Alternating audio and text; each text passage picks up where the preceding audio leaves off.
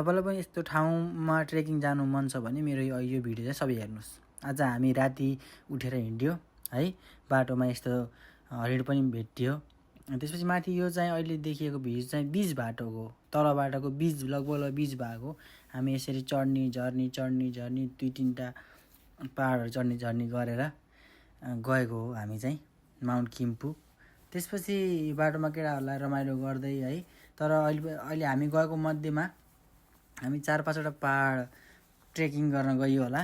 त्यो मध्येमा सबभन्दा बेस्ट साथीहरूलाई पनि लाग्यो, मलाई पनि लाग्यो सबभन्दा बेस्ट ट्रेकिङ अहिलेको जुन माथि गएर त जुन भ्यू देख्न पाइन्छ हामीले अहिले यहाँ पनि सक्नुहुन्छ। यो आधी बाटोबाटोको भ्यूज हो फेरि सबै होइन। हामी जानुपर्ने चाहिँ उतापट्टिको पहाडमा हो, अझै यहाँ यो पहाडमा खासमा हामी आउनुपर्ने छ। तर यो यहाँदेखि अझै माथि जान मिल्छ।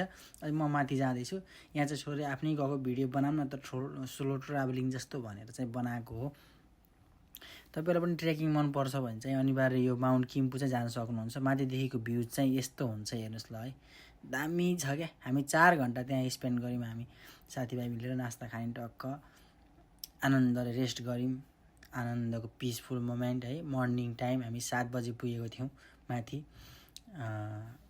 दामी थियो। अनि लास्टमा यो के बनाउने भन्छ, यसलाई माने बनाउने भन्छ के भन्छ आई डोन्ट नो, तर बनाउँदो रहेछ। मैले पनि बनाउँछु भनेर बनाएँ। यहाँ चाहिँ एकैचोटिमा पर्फेक्ट देखिएछ, तर यो पर्फेक्ट एकचोटि भनेको यो पटक भएर भएको है चाहिँ ल।